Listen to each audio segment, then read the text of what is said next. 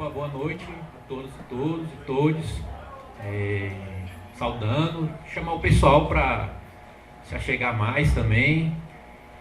Vamos começando o debate com um tema como escolhemos, né? Sem anistia, o que fazer com os golpistas na América Latina, a partir do documentário do Gabriel, Memória Sufocada. Apresentar quem está presente aqui na mesa, também um pouco, acho que falar um pouco da dinâmica. Saudar o Ladislau Dambô, pessoa, economista, resistência à ditadura, falando de história, estamos com a história aqui na nossa mesa. Também a Gabriele Alves, Gabriele Abreu, tô sem óculos, eu tô meio ruim aqui de ler. Gabriele Abreu, do Instituto Vladimir Herzog, saudar a Gabriele também. Também saudar o diretor, Gabriel de Giacomo, diretor do filme Memória Sufocada. Salva de palmas. A gente pensou cerca de 15 minutos, né, para uma fala inaugural e talvez depois uma rodada de perguntas a respeito do filme, a respeito da história contada. Eu pensando um pouco, né, até falei com a Gabriela aqui depois que acabou o filme, que é difícil um pouco a gente, depois de ver as cenas, ver os relatos também da CNV, da Comissão Nacional da Verdade, que tem cerca apenas de 10 anos, mas também parece que tem muito tempo, né, com tanta coisa que aconteceu no Brasil, e lembrar também um debate que a sociedade brasileira fez em torno da CNV e o que também despertou em torno. Parece que era outro país, parece que é o mesmo país também. É um sentimento meio que ambíguo, paradoxal, diante também de tudo que aconteceu nos últimos anos, a partir de 2016. Também ver as cenas, né? Como é que o passado recente lembra também de um passado de cerca de 60 anos atrás, que como muitos dos atores que inclusive atacaram a CNV estão, não sei se voltou, estão no debate público como atores que se apresentam como os guardiões da boa moral e dos bons costumes democráticos no Brasil, né? Como alguém do direito, estava lembrando, o filme demonstra o debate de 2010 sobre a revisão da lei de anistia e como o STF se posiciona ali 7-2 nos votos contrária à revisão da lei de anistia, e liderados muitas vezes por alguns dos ministros que hoje são os ministros que muitas vezes quase que a gente tem que abaixar a cabeça para pedir bênção democrática para eles, né? E que são chamados muitas vezes em programas até do nosso campo, para falar sobre democracia e dar aula sobre democracia para a gente. E o STF foi conivente não só com o passado de violências da ditadura, mas também com o presente, né, da nossa democracia. Pensando também na mídia, né, na nossa mídia brasileira, uma das que mais se opôs ali à Comissão Nacional da Verdade, muitas vezes colocando uma alcunha de revanchista, de que era uma comissão parcial, uma comissão que só escutava um dos lados, e de certa forma era justamente o argumento dos torturadores como o Ustra.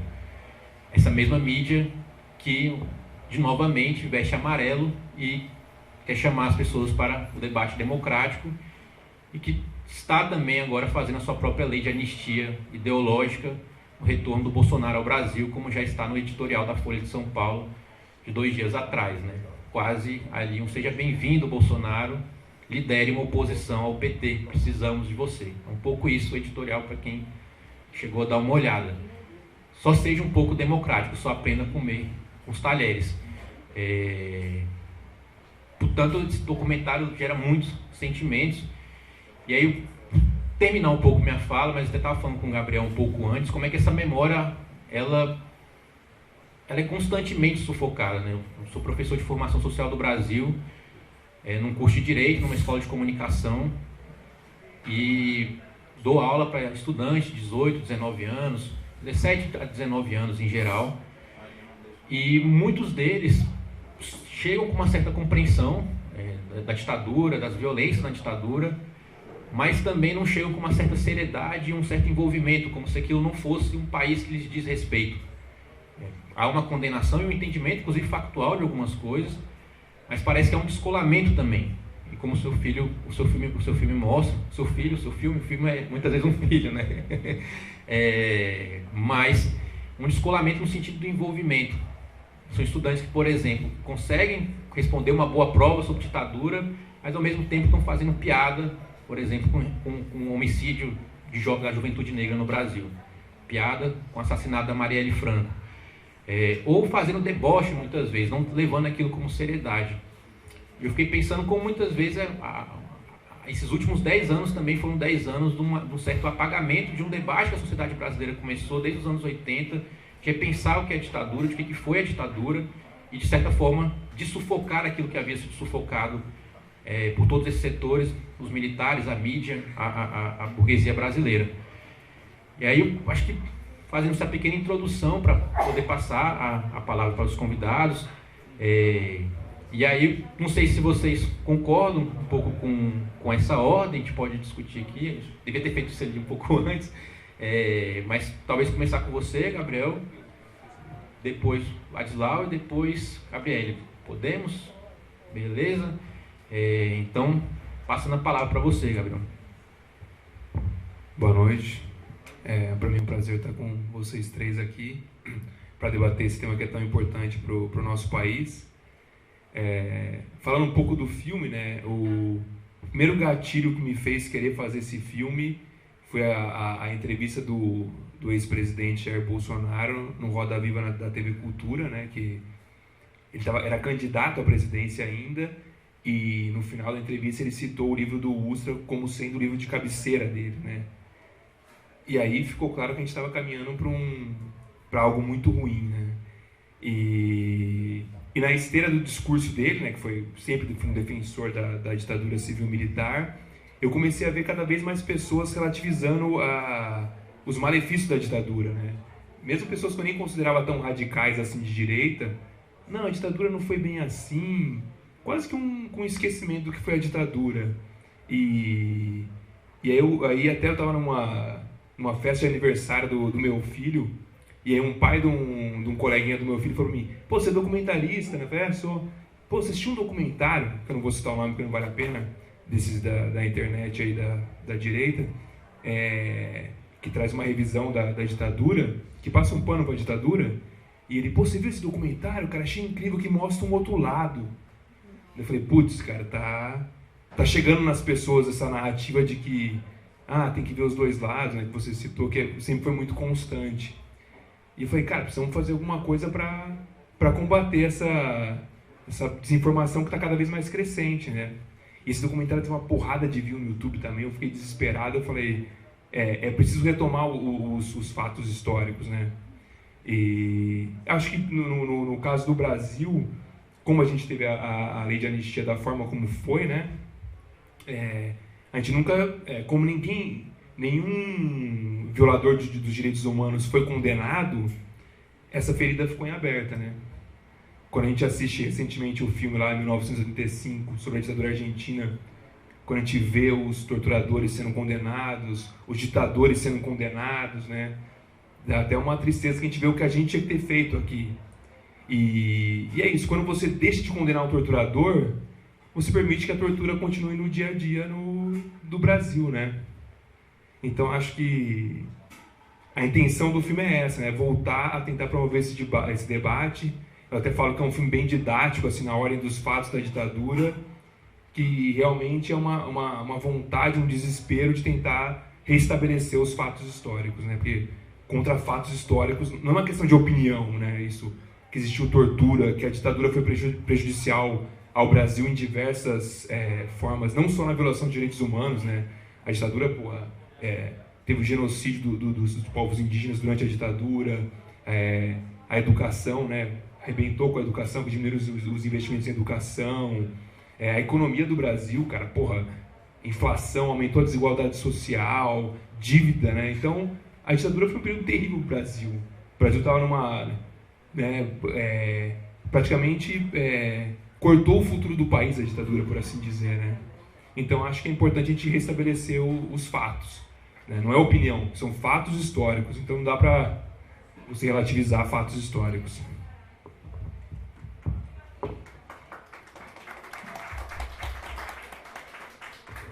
Obrigado, Gabriel. Passando a palavra para o Ladislau.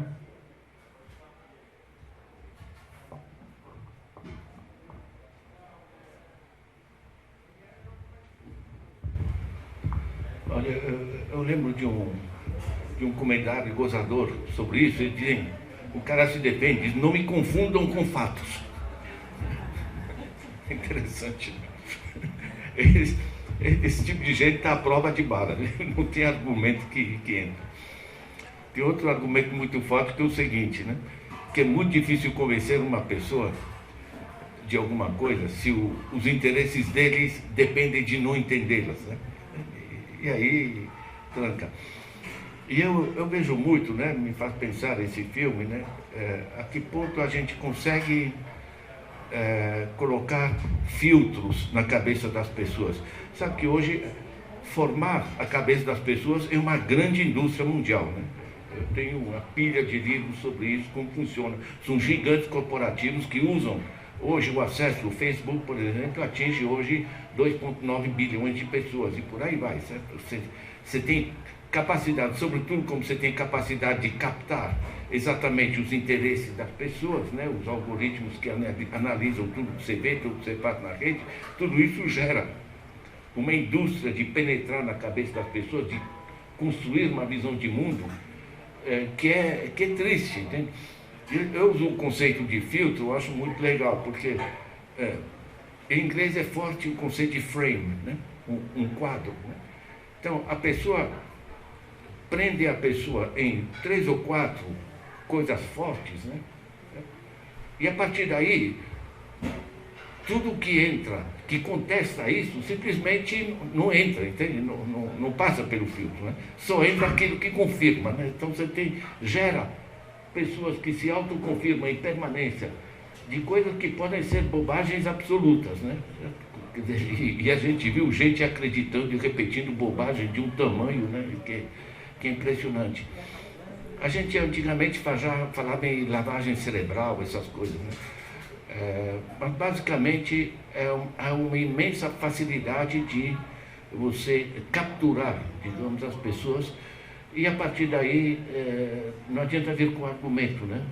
Você fala com as pessoas, eu sou professor também, então a gente acostuma com essas coisas, né? Você vê uma impermeabilidade, né? O cara olha e... sabe? Então isso é muito poderoso. E aí a importância da gente fazer filmes assim, né? Eu sou economista, por desgraça, né? Porque eu passo a entender e ver o que dizem na TV. O que dizem na TV sobre economia, o déficit, o superávit primário, etc. Gente, é uma farsa de um tamanho, né? Enfim, temos recentemente um seminário do BNDES, veio o Joseph Stiglitz, que é Nobel de Economia, veio a Jayati Ghosh da Índia, veio gente de primeira linha mundial, o Jeffrey Sachs. Né? E eles falando assim, público muito, muito amplo, porque é um evento de impacto nacional muito forte, certo? O Joseph Stiglitz dizendo, vocês manterem essa taxa de juros de 13,75 na Selic, isso é mortal para qualquer economia. E nesses termos, né? É muito interessante, né? Porque o que passa, o que é assimilado pela população, é o que dizem, não, estamos aqui elevando a taxa de juros, é um sacrifício, mas é para proteger a população da inflação, né? E isso é uma coisa técnica, científica, né? Sobre os argumentos, né? Sabe? É impressionante, sabe? Porque qualquer pessoa que entende, e eles entendem, né? O pessoal que constrói as narrativas sabe perfeitamente que está construindo uma narrativa, né? Eu acho muito interessante todo esse negócio da Fox News nos Estados Unidos, que é também dessa extrema-direita, né? Da coisa. Eles recentemente foram feitas entrevistas com aquela aqueles comunicadores de notícias, né? Só que gravaram uma conversa entre eles e eles declarando que eles não acreditam em nada daquilo que eles estão falando. Em particular de que o aquecimento global é uma farsa montada, essa coisa assim, né? E é gozado, né? Quer dizer, você transforma isso, né, realmente numa indústria, né?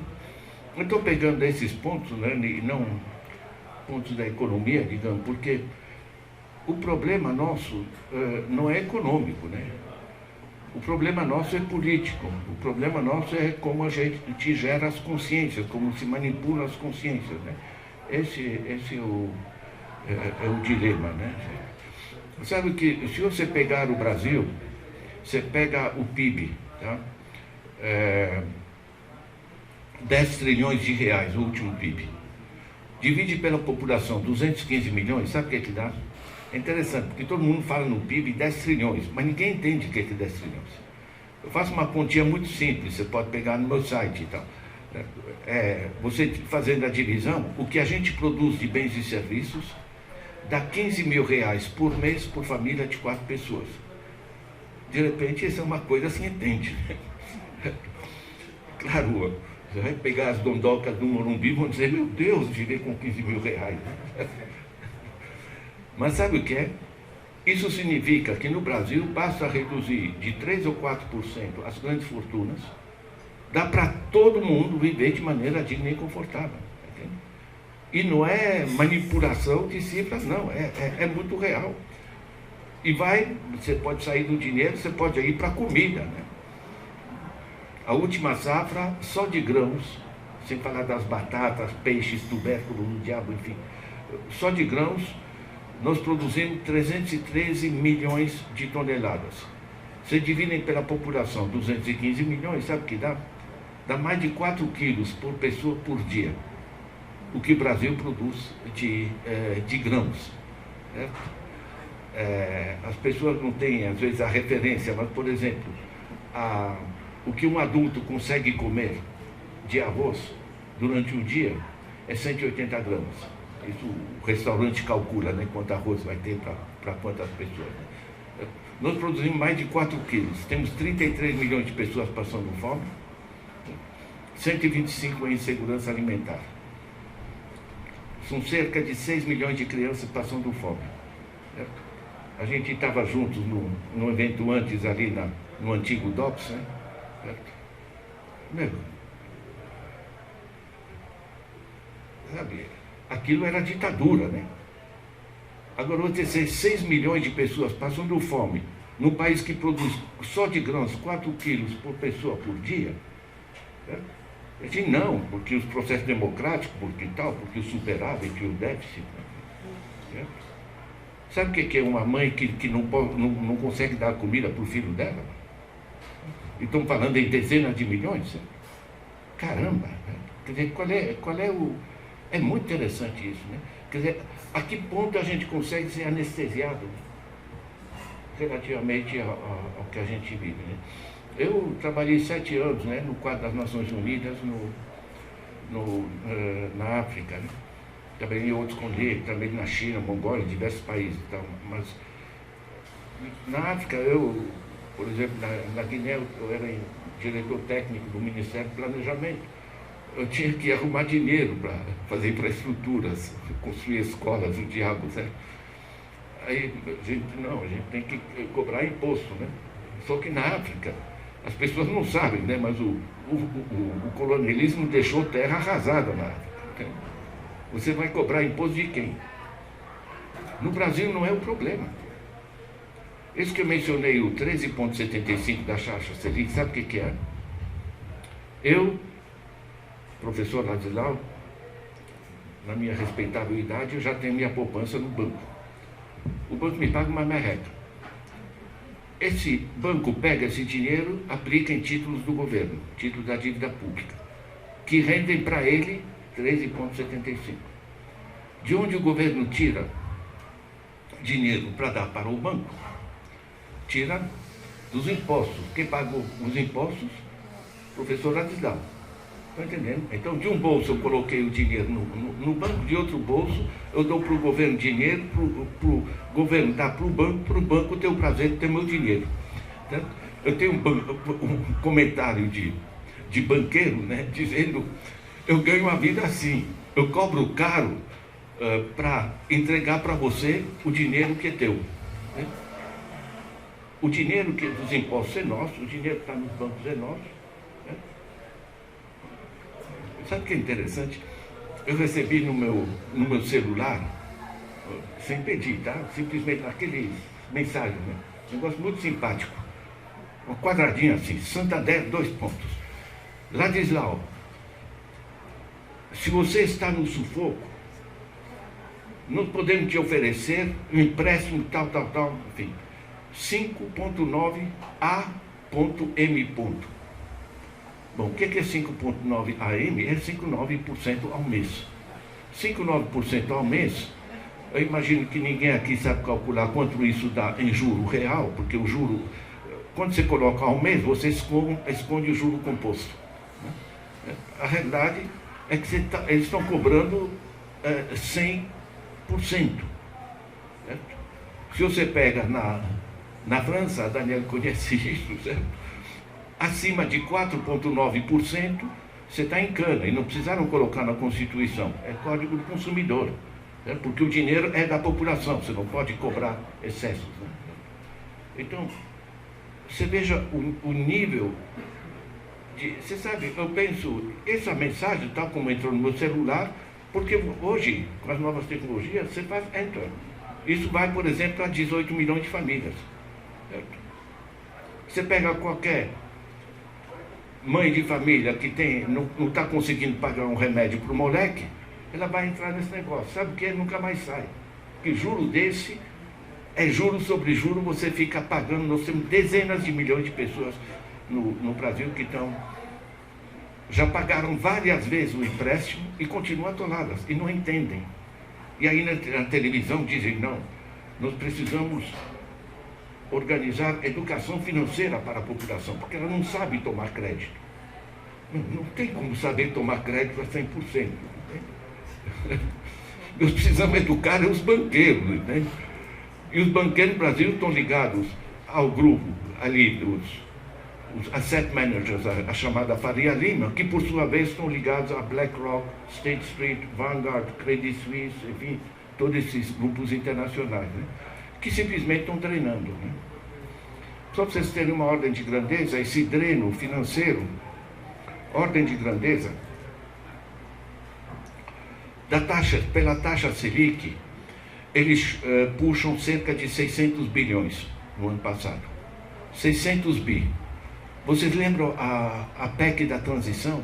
Essa batalha política que foi para segurar dinheiro para o Bolsa Família e tal? Eram 145 bi.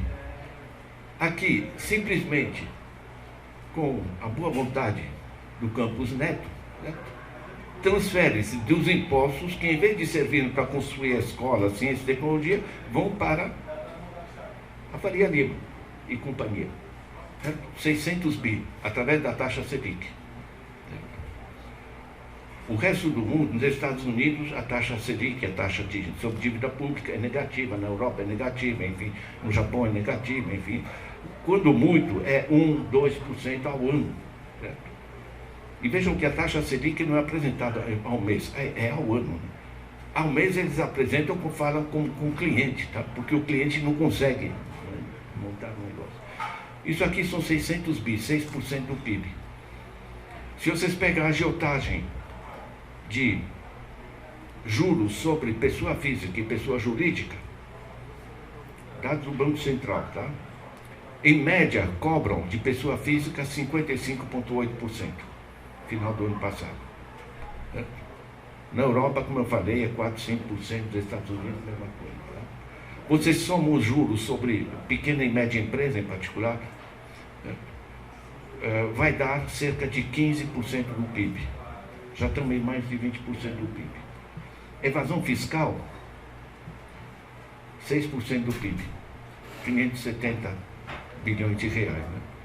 Né? Vai somando. Ou seja, mudou o sistema, porque antigamente, para você se apropriar do chamado excedente social, para você explorar uma pessoa, para você explorar através do salário, você tinha que pelo menos criar um emprego, né? E produzir coisas, né? E pagar imposto. Com esses aí, não produzem lufas, né?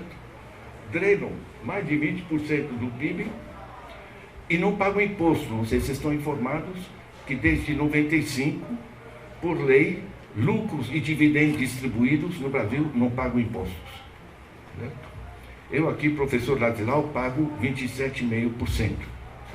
Eu não faço evasão fiscal, por uma razão muito simples, porque meu imposto é deduzido antes de meu dinheiro entrar na conta. Então também não tem condição de fazer evasão fiscal, né?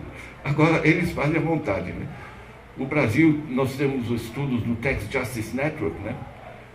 Tem centenas de bilhões de dólares em paraísos fiscais, né? Você sabe o que é? Gerou-se um dreno financeiro que paralisa o país. O último ano que a gente cresceu, eu tenho esses dados em detalhe, eu trabalho com isso, é 2013, nós crescemos 3%.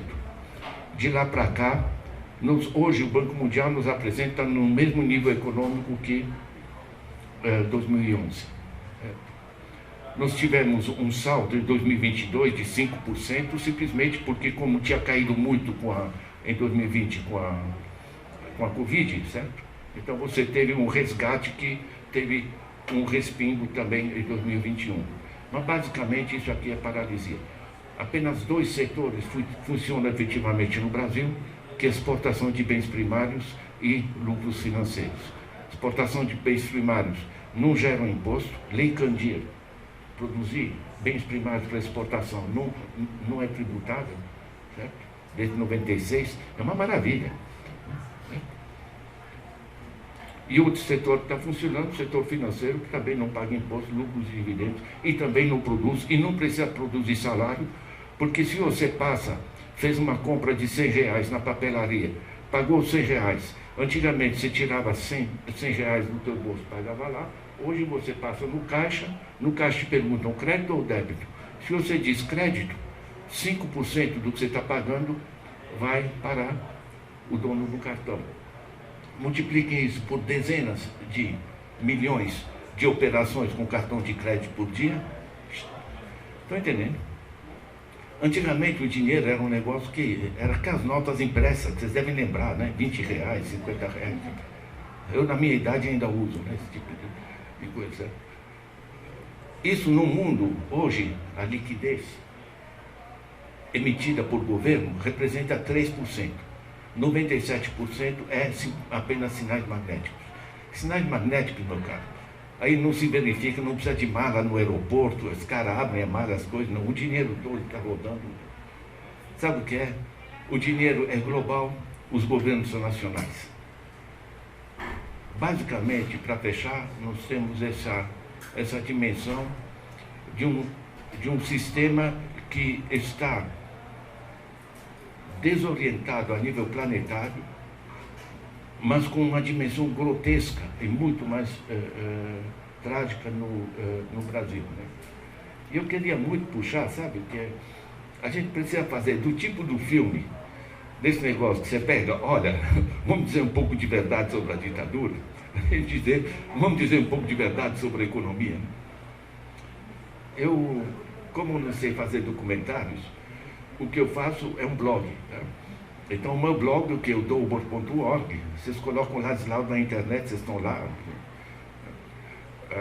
Hoje são cerca de 1.300 títulos, porque nós somos uma rede mundial de professores, pesquisadores que disponibilizam toda a produção científica online gratuitamente.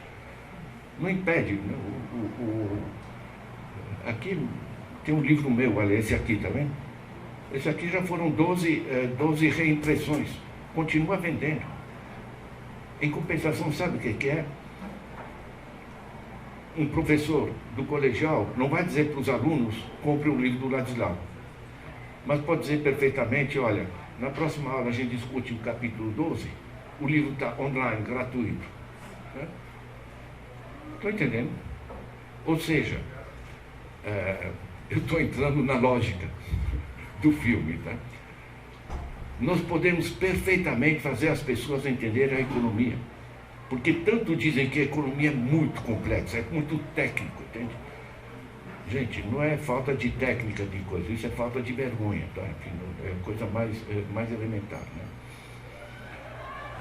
Eu convido vocês, entrem no meu site, vocês vão ver as coisas. Esse livro é muito legal, A Era do Capital Improdutivo, e não precisa ser economista para entender, tá? É só pegar o coisa.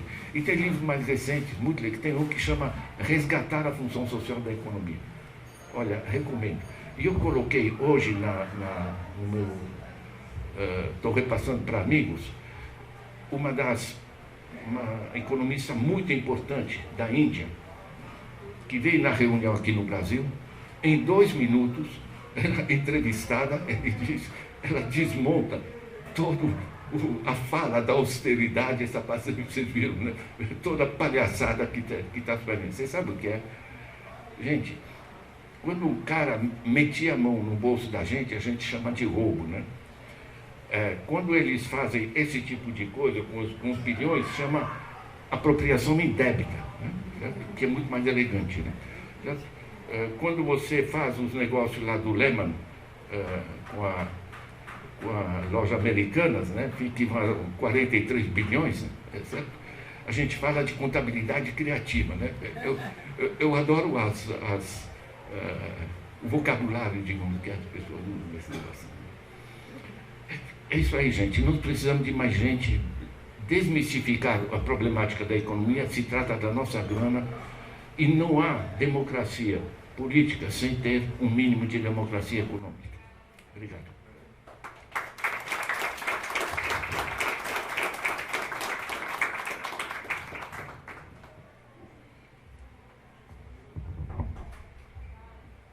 Obrigado, professor Radislau.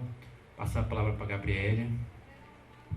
Obrigada, Marcos. Obrigada, professor. Acho que o noticiário econômico vai ficar talvez um pouco mais compreensível agora. Pelo menos para mim.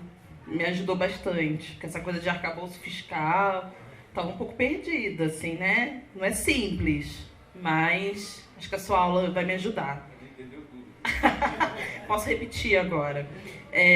Gente, primeiro desejar boa noite para todo mundo, agradecer muito o convite, especialmente na figura do Cauê, que foi muito solidário, né? A gente, essa semana, esse mês de março, para a gente que atua com memória, verdade, justiça e reparação, é insano, é uma loucura, que tem o 31 de março e muitas reflexões acabam ficando concentradas nesse mês, mais especificamente nessa semana. Então, a gente tem trabalhado bastante lá no Instituto. Hoje foi um dia cheio, né? Já estivemos lá no Memorial da Resistência, no Sábado Resistente promovido pelo Núcleo Memória, um evento muito bonito, né? Que reuniu várias das pessoas que foram vitimadas por essas violências que a gente pôde ver no filme, sobreviventes dessa história, muitos dos seus familiares que, enfim, dão continuidade a dão extensão, na verdade, a essa luta. Mas eu, embora cansada, estou bem feliz de poder estar aqui com vocês, agradeço mesmo o convite. Eu me chamo Gabriele, eu sou historiadora de formação, sou do Rio de Janeiro, vocês devem ter identificado pelo sotaque. Eu cheguei em São Paulo há 1 ano para atuar no Instituto Vladimir Herzog, uma organização de direitos humanos que tem estado nos últimos anos, especialmente no fronte dessa tentativa de contenção do avanço do nazifascismo, acho que a gente pode colocar dessa maneira, do fascismo, do avanço dos ideais de extrema-direita. É uma organização da sociedade civil que foi criada pelos familiares e amigos de Vladimir Herzog, que muitos de vocês devem conhecer ao menos um pouco da história do Vlado. Ele foi um jornalista, um cineasta muito comprometido com a democracia, muito comprometido com a cultura popular, com a democratização do acesso à cultura. À época, quando foi assassinado, o Vlado era diretor de jornalismo da TV Cultura, então ele ocupava um lugar muito central e muito importante dentro da emissora, quando foi assassinado em outubro de 75, numa circunstância, enfim, totalmente problemática, porque ele foi assassinado mas a versão oficial das autoridades, enfim, atribuiu a um suicídio o assassinato dele. Vocês já devem conhecer essa história, o que causou uma grande comoção, inclusive popular, à época, em torno desse assassinato. Eu queria parabenizar muito ao Gabriel pelo filme. É um filme muito legal, um filme muito irado, um filme muito didático mesmo. É um filme que deixa a gente meio sem palavras, até para mim, que estou diariamente envolvida nessa discussão, e a Carolzinha, que está aqui também, que é parceira de primeira hora do Instituto Vladimir Herzog. A gente assistiu o filme ali, uma do lado da outra, e ao final a gente nem conseguia, né, Carol, conversar muito, não conseguia, porque é muito impactante, né? É muito forte tudo que a gente assistiu, mas muito necessário também. Tem várias coisas legais no seu filme, mas uma coisa que me chamou a atenção e que eu fiquei feliz de identificar, de reconhecer, é o uso que você faz do acervo da Comissão Nacional da Verdade.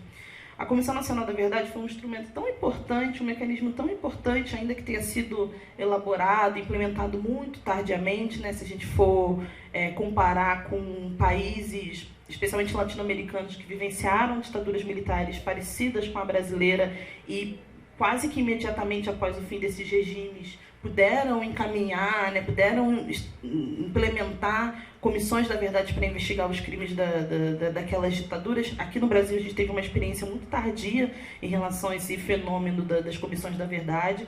A Comissão Nacional da Verdade acabou inspirando a criação de dezenas de outras comissões ao redor do Brasil inteiro, comissões temáticas vinculadas a sindicatos, a universidades, a movimentos sociais, a própria regiões também, né? Lá no Rio de Janeiro houve uma comissão da verdade, que inclusive é mencionada no filme. Aqui em São Paulo houve uma também que, para mim, é muito paradigmática. Eu acho que é uma das experiências mais legais de Comissão da Verdade no Brasil, é a que foi implementada aqui em São Paulo.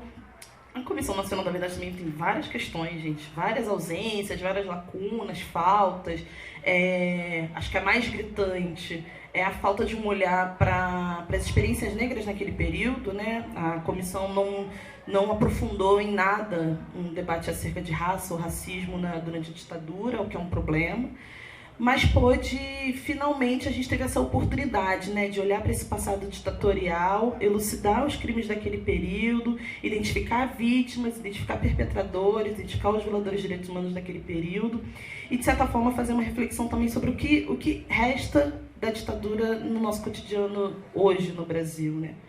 Então, a Comissão Nacional da Verdade, apesar de todas as ausências, as lacunas que a gente pode identificar, encaminhou um trabalho muito importante, um trabalho muito necessário e, infelizmente, deixou o legado da Comissão Nacional da Verdade tem sido absolutamente esquecido.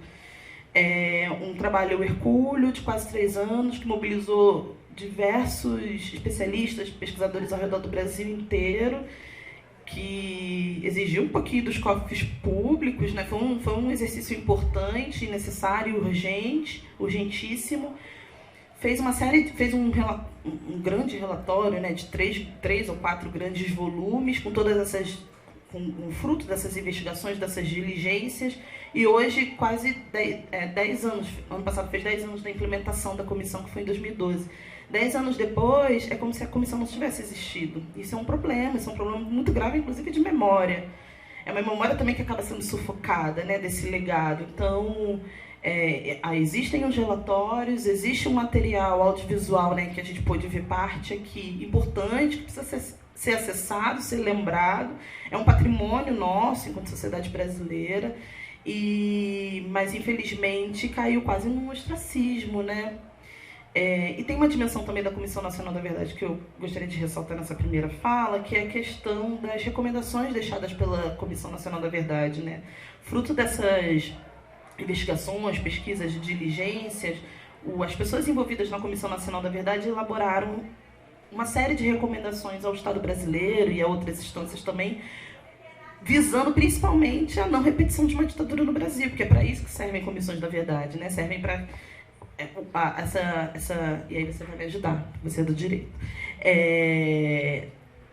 Acho que o grande marco das comissões da verdade, de maneira geral, é impedir que regimes autoritários, que rupturas institucionais como houve no Brasil em 64, se repitam. E tem uma dimensão por trás, que é a dimensão do fortalecimento da democracia, de fortalecimento do Estado Democrático de Direito. Então, a Comissão Nacional da Verdade deixou como herança para a gente, enquanto sociedade brasileira, 29 recomendações, trabalhou com algumas recomendações temáticas também, relacionadas aos direitos dos povos indígenas, que, se não me engano, são 13 recomendações, e em relação aos direitos da população LGBTQIA+, acho que são 7 recomendações. A gente a gente fez, na verdade, lá no Instituto Vladimir Herzog, um estudo bastante importante de monitoramento do status de cada uma dessas recomendações. Então, a gente analisou em que pé estão cada uma dessas recomendações. E vocês já devem imaginar que o estado da coisa é drástico. Das 29 recomendações centrais, digamos assim, apenas 2 foram cumpridas. Uma é que trata da revogação da Lei de Segurança Nacional, que a lei, né, Marcos, foi revogada, inclusive deu lugar a uma lei de fortalecimento do Estado Democrático de Direito, e uma outra que versa sobre a audiência de custódia. Apenas essas 2 foram plenamente concluídas. A gente fez uma métrica, digamos assim, né, em relação a cada uma dessas recomendações. Houve algumas que não foram plenamente 100% efetivadas, mas foram parcialmente, mas também é um número irrisório, acho que são 6 ou 7, mas a maioria esmagadora sequer saiu do papel. Isso é um problema, porque houve um acúmulo importante da CNV, com todas as críticas que a gente pode fazer à condução dos trabalhos. Acho que são críticas que cabem, inclusive são críticas que eu faço, mas é inegável que ela deixou uma herança importante e que isso foi absolutamente esquecido. Então eu fiquei muito feliz de ver parte do acervo da CNV retratado no filme. E fica aqui a recomendação de que a gente acesse com mais frequência esse acúmulo, porque é um acúmulo importante, fruto de um trabalho, ainda que tardio, um trabalho bastante urgente.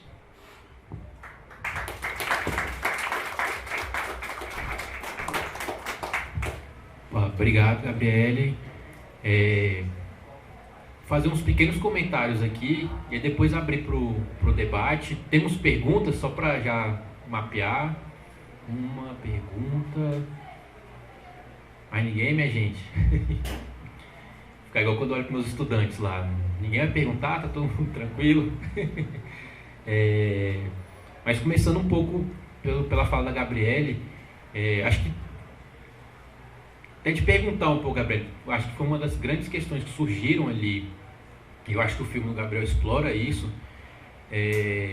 Eu lembro na época da CNV, que especialmente o movimento negro já apontava que tinha uma ausência em relação à CNV especificamente, da forma como ela enquadrava a ditadura, e acho que às vezes até para a gente pensar um pouco, né, a gente sempre coloca, né, e muitas vezes os setores reacionários usam isso, né?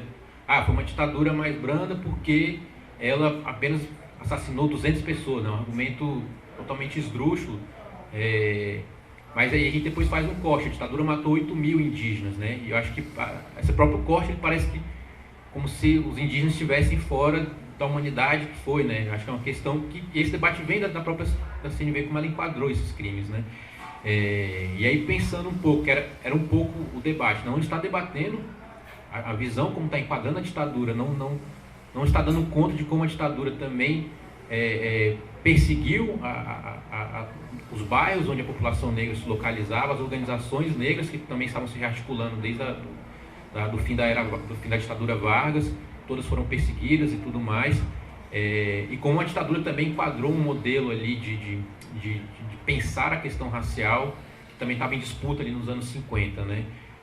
O próprio Mote do Brasil ao meu deixo, mas também era direcionado muitas vezes à esquerda brasileira, mas também à população que, por exemplo, a população negra que denunciava o racismo, denunciava a desigualdade racial.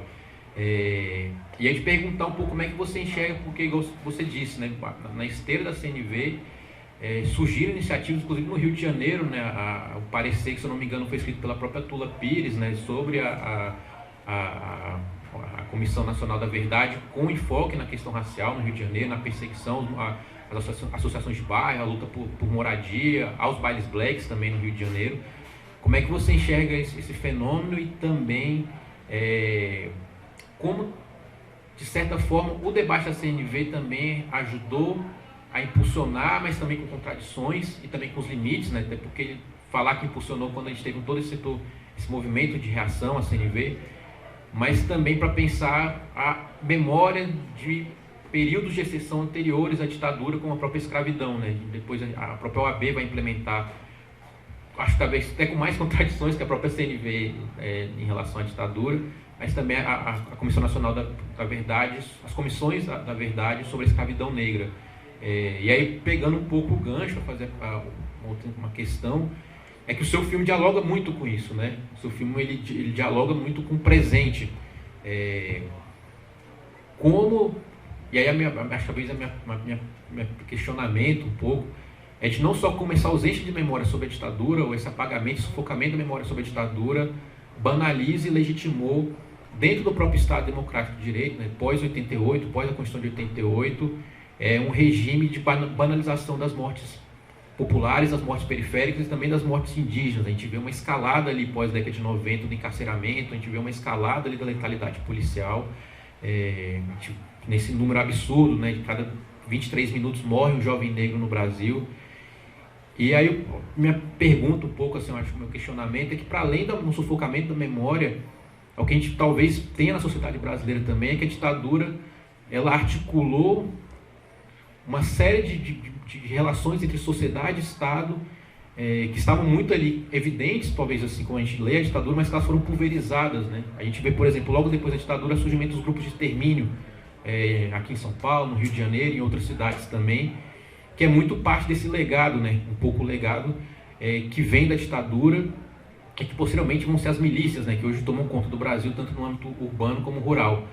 E acho que, pensando em CNV, acho que também é um debate que apareceu, mas às vezes a própria forma como foi enquadrada no nosso debate sobre ditadura pode ter ficado um pouco de lado, né? E até é injusto fazer esse tipo de crítica quando a CNV teve que enfrentar muitas coisas para que ela ocorresse e foi extremamente atacada. Mas eu fiquei pensando muito isso, né? Como é muito direto. Acho que, inclusive, como a Gabriele falou, o filme tem uma certa pedagogia, uma certa forma didática de ser, mas é que, infelizmente, a nossa realidade ela é extremamente didática para quem quer, como o Ladislau colocou, acordar e ver, despertar um pouco do sono dogmático. O Brasil é didático. Esse país ele é didático para aqueles que, de alguma forma, não se enquadram dentro dos conformes e que, de alguma maneira, lutam pelos direitos humanos, lutam por um outro país, lutam por uma sociedade mais democrática. As falas são muito diretas do que aconteceu a partir de 2016 ou em torno da CNV com as falas que são da ditadura. Às vezes você colocava os quadros, né? Essa fala foi no golpe da Dilma ou essa fala foi lá no golpe de 64? Essa fala foi ali logo depois em torno da CNV ou foi durante o AI-5 em 68, 69? Porque ele é muito didático, né? E ele é tão didático que o presidente foi eleito, o anterior, justamente o seu didatismo também, né? Não tem nada mais didático dos interesses do Bolsonaro que a própria fala dele durante o impeachment da Dilma. Então, fiquei pensando aqui algumas coisas, mas abrir para as perguntas, para as intervenções, senão começa... A gente vai perdendo a timidez, né, com o microfone na mão. Estava meio tremendo aqui no começo. E aí a gente vai perdendo a timidez, a coisa de professor vai falando. Então, passar o microfone, será que a gente consegue, Cauê?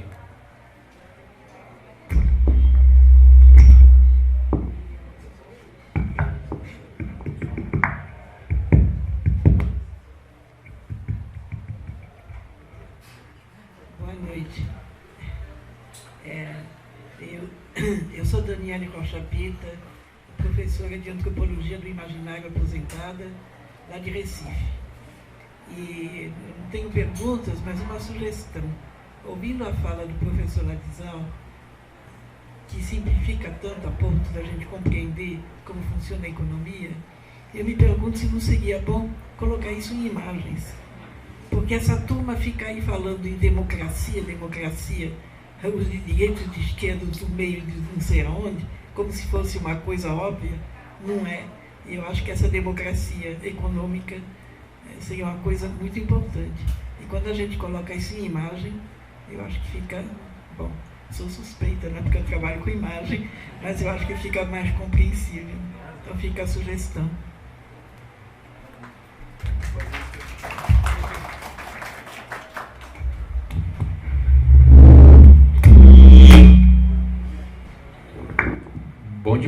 debate que já é encaminhativo, já tem uma pauta aí para o teu próximo entrar no espírito Michael Moore aí de produzir.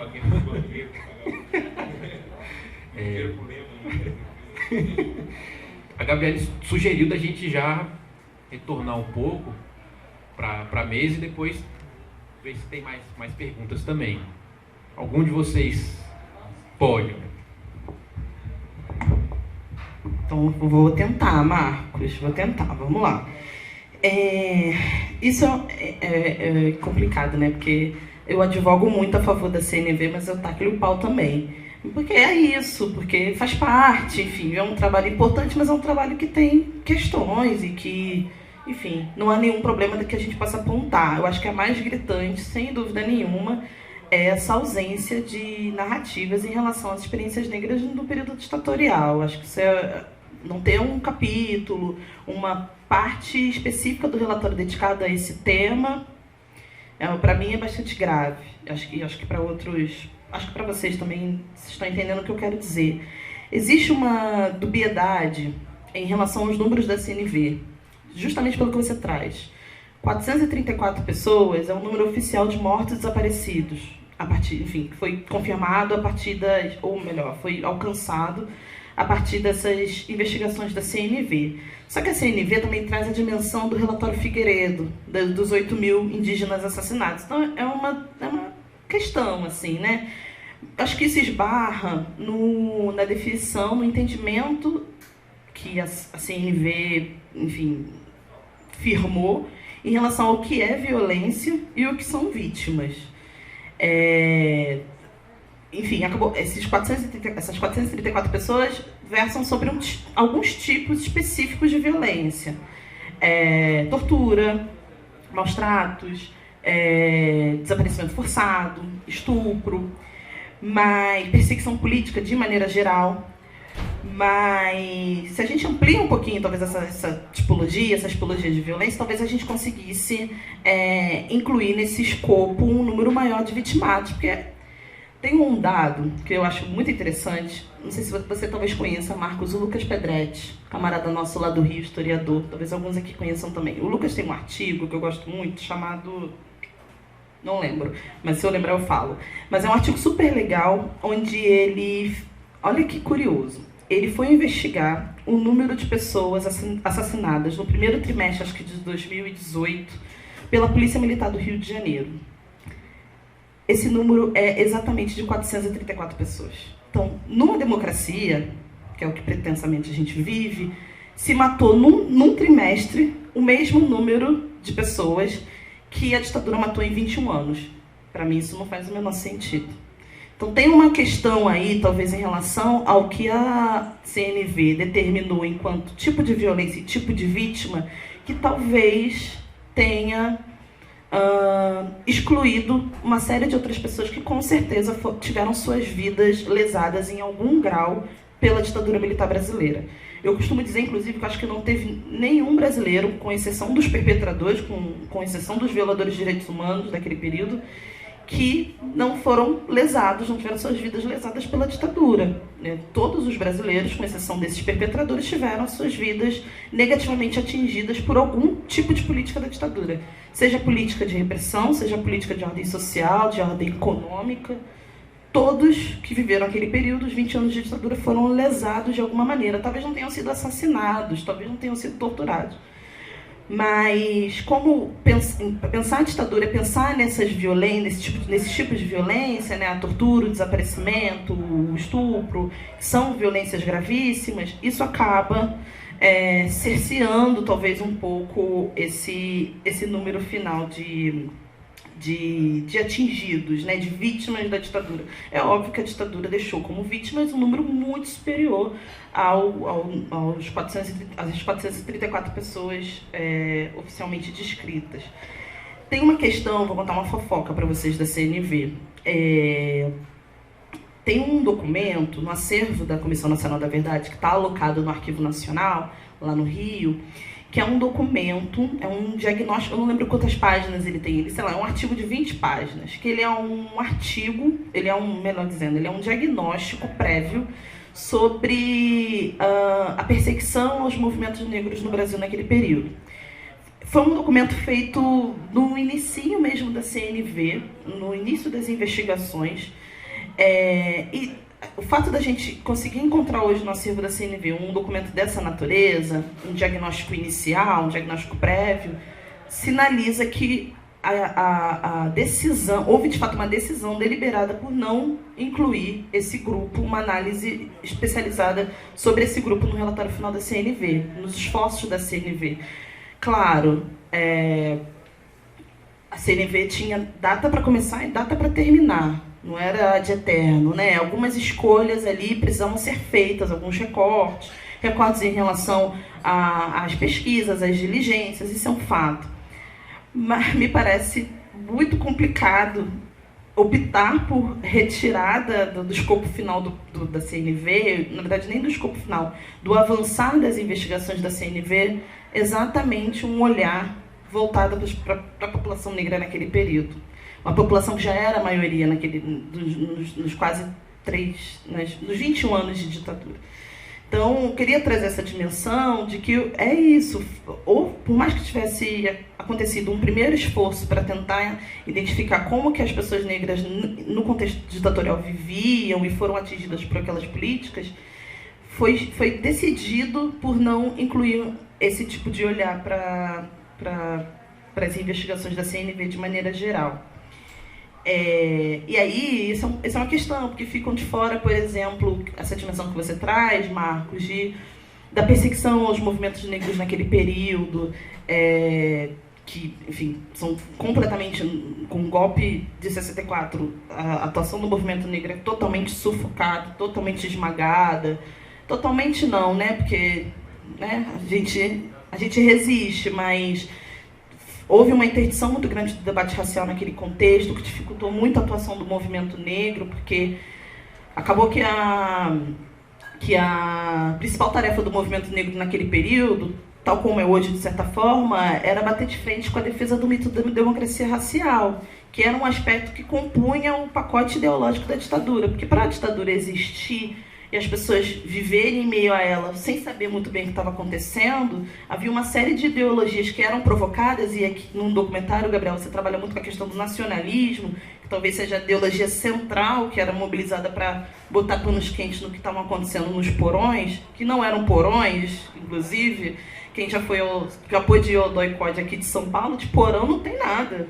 É um prédio onde tudo acontecia à luz do dia, em todos os andares do prédio não tinha nada de porão, né? A gente fala porão de uma maneira meio metafórica, mas porão não tinha nada, as coisas aconteciam de uma maneira muito explícita. Mas eu dei essa expressão cidadão médio, mas para as pessoas comuns, para os trabalhadores que estavam só tocando suas vidas, para que essas pessoas não identificassem o que estava acontecendo era uma ditadura no país, vários símbolos eram acionados, vários discursos eram acionados, um deles o nacionalismo e um deles o mito da democracia racial, que vai de encontro, inclusive, estou falando pra caramba, gente, mas vocês estão aqui comigo, né? Vocês estão aqui comigo. Essa questão do mito da democracia racial esbarra muito na questão do nacionalismo, que é essa ideia de, no Brasil não há racismo, no Brasil o que impera é a perfeita harmonia entre as raças, o que deve predominar em termos de identidade no Brasil é a identidade brasileira. E aí se tornou naquela época muito difícil a atuação do movimento negro, porque a tarefa primordial do movimento negro naquele contexto era desmentir esse discurso oficial de que no Brasil não havia racismo. E, enfim, tiveram praticamente todas as suas atividades nos 21 anos de ditadura muito sufocadas. Não à toa, o ressurgimento, né, que a gente costuma chamar de ressurgimento, ou o fortalecimento do movimento negro, se dá em 78, com a formação do movimento negro unificado, quando a ditadura já estava se encaminhando para o final. Né? No ano seguinte vem a lei da anistia e tudo mais. Mas eu recomendo muito os trabalhos da Comissão da Verdade Estadual aqui de São Paulo e também a do Rio, que fogem um pouco dessa tendência da CNV em ter, enfim, optado por excluir uma reflexão sobre a população negra. Tanto a daqui de São Paulo como a no Rio trouxeram essas dimensões no capítulo incrível da Tula que você mencionou. Aqui também tem, acho que, salvo engano, no relatório final tem 2 capítulos voltados para a violência contra a população negra, contra o movimento negro. É isso. É uma ausência que a gente precisa apontar, porque, enfim, é uma ausência que não é injustificável, ao menos para mim, mas isso de maneira alguma diminui a importância dos esforços da CNV. E isso precisa ser retomado, e é por isso que eu destaquei a minha satisfação em ver o acervo da CNV sendo mobilizado. Obrigado, Gabriele. Gabriel, Ladislau. Sabe, a que ponto a gente está numa democracia, né? Que a gente diz, na ditadura era assim, né? Certo? Entrando nas suas cifras, né? No ano passado, a polícia matou, em média, 17 pessoas por dia. Tá? A maioria jovens negros. 17 por dia. Tá? Enfim, você pega o Guardian, te apresenta como um choque e vem um artigo, mataram uma pessoa. Esse é o nível, né? Quer dizer, eu recomendaria muito a leitura do Bruno Manso, né? Sobre as milícias no Rio, como funciona um sistema, é um sistema articulado, político, militar, enfim, é muito interessante, né? É o funcionamento real da sociedade, tá? E tem um livro de grande inteligência do Mário Teodoro, né? Sobre a sociedade desigual. Mário Teodoro, ele, enfim, é um negro, enfim, já de certa idade, né, que trabalhou com o governo Lula e escreveu esse livro. É genial, simplesmente, tá? Olha, é Mário Teodoro, Teodoro é com TH, tá? Você entra no meu site, você põe Teodoro, você vai encontrar. O que eu faço é, para popularizar os livros científicos que aparecem, eu faço resenhas. Você entra no meu site, você põe resenha, vocês vão ter coisas, relatórios importantes da ONU, da Oxfam, da Unicef, por exemplo, que saiu um negócio dramático sobre a situação das mulheres em idade fértil. Mais de 1 bilhão estão desnutridas. Sabe o que isso significa quando a mulher está com o bebê, coisa do gênero? É muito interessante. Mas voltando ao Mário Teodoro, né? O Mário Teodoro, ele sai da visão de que as pessoas têm preconceito, mas ele mostra como se estrutura. O negro tem outra forma e outra dificuldade de acessar justiça, de acessar educação, de acessar saúde, de acessar um bairro, de acessar, enfim, né? Ou seja, você passa a entender como o racismo ele é estruturalmente organizado na sociedade, né? E um terceiro livro que eu gostaria de recomendar muito para vocês, é do G.C. Souza, né? A Elite do Atraso. Você sabe o que é, gente? É que antes da ditadura, durante a ditadura e agora, são os mesmos grupos que mandam no país, gente. Não mudou luvas, entende? Agora estão com luvas, não se mata mais da mesma maneira, né? Você não tortura um padre, porque isso dá, enfim, certo? Agora, vai dar um passeiozinho em qualquer favela da periferia, vai ver como é que funciona a tortura, tá? Não sei se vocês viram tem um livro, Meu Casaco de General, certo? Que mostra o subsecretário de Segurança do Rio de Janeiro. Ele mostra como funcionava o sistema, né? Você tem bairros, favelas, onde você tem filhos soltos, já puxados do poste, que é para dar choques elétricos para interrogatório, eles não pegar. Esse é o Brasil real, certo? Claro, a gente faz divisões, né? Zona Sul, Zona Norte, no Rio, enfim, você tem, né? Você tem zonas elegantes, né? Mas, gente, isso aqui, de certa maneira, eu estou sugerindo o seguinte: a gente não pode, desse tipo de análise, dizer como era horrível na ditadura, certo? E com isso esquecer que o pau está comendo em qualquer favela, que o estupro tá seguindo. Tá? Eu lembro que eu estava na esquina da Ipiranga e estava um senhor, um negro, tipo seus 50 anos, muito elegante, de terno, assim, com uma pasta, assim. Mas ele estava numa atitude assim, paralisado, sabe? Olhando de pé no meio da calçada. Eu fiquei curioso, sabe? Porque chamava a atenção. E ele estava olhando do outro lado, ali da Ipiranga. Você tinha um grupo de policiais claramente interrogando de maneira nada suave aí um rapaz negro, né? Olha, e ela estava mal olhando, sabe? O ódio que eu vi na coisa.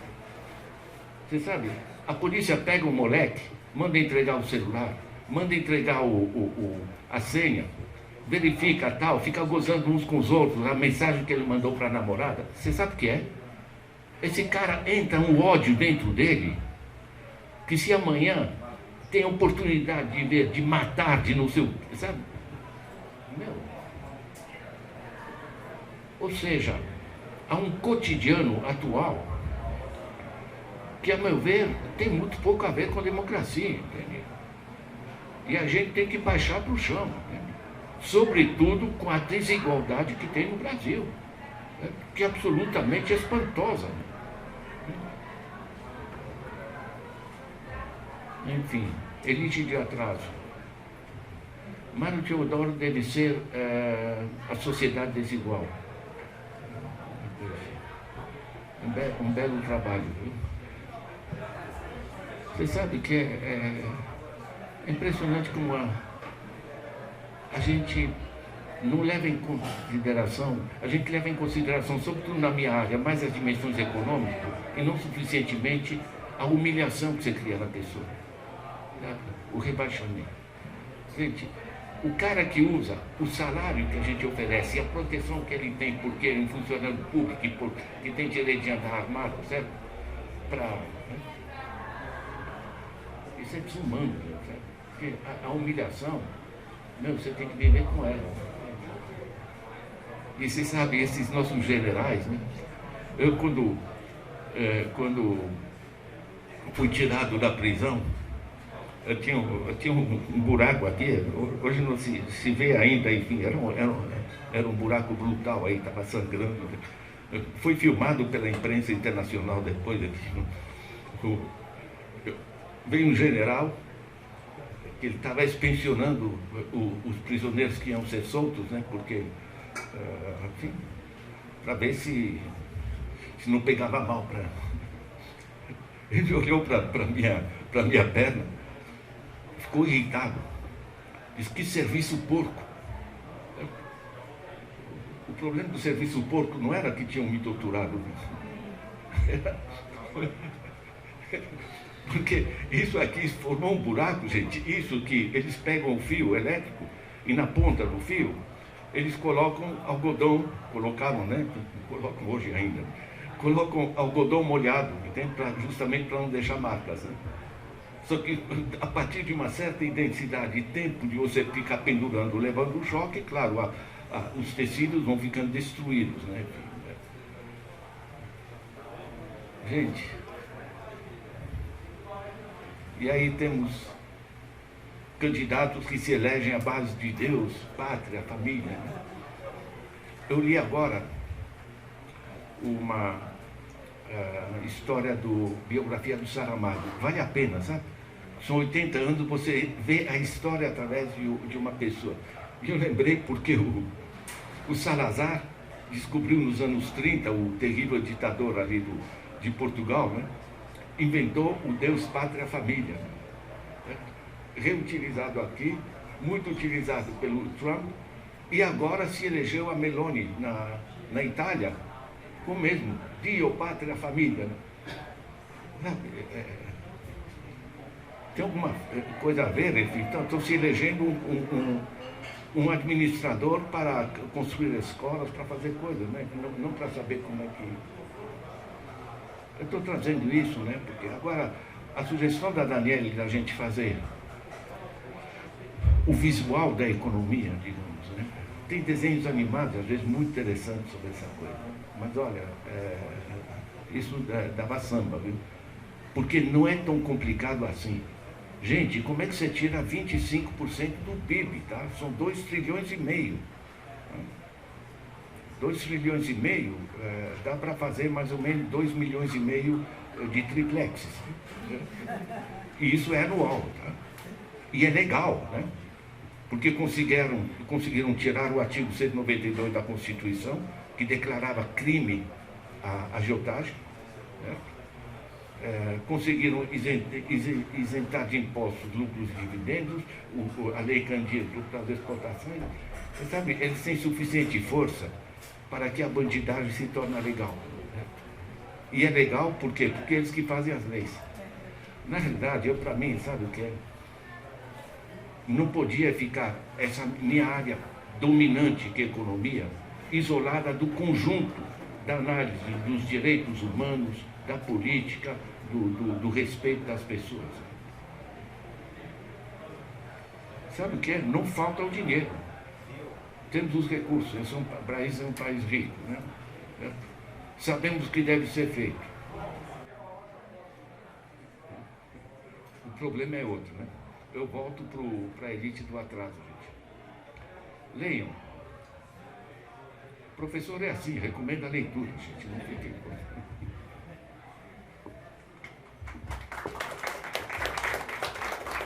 Obrigado demais, Ladislau. Passar então a palavra para o Gabriel. Pô, eu fico feliz pra caramba do filme poder promover debates como esse que a gente está tendo aqui. A gente inclusive fez um site do filme que é o memoriasfocada.com.br, que tem toda a pesquisa que serviu de base para o filme. E lá no site tem a minutagem de cada coisa que entra aqui, você tem completo no site, né? Os arquivos da Comissão Nacional da Verdade, os depoimentos na íntegra, né? Então, para quem quiser fazer a própria busca e se informar, tá tudo no site lá. Tudo que aparece aqui tem completo no site, né?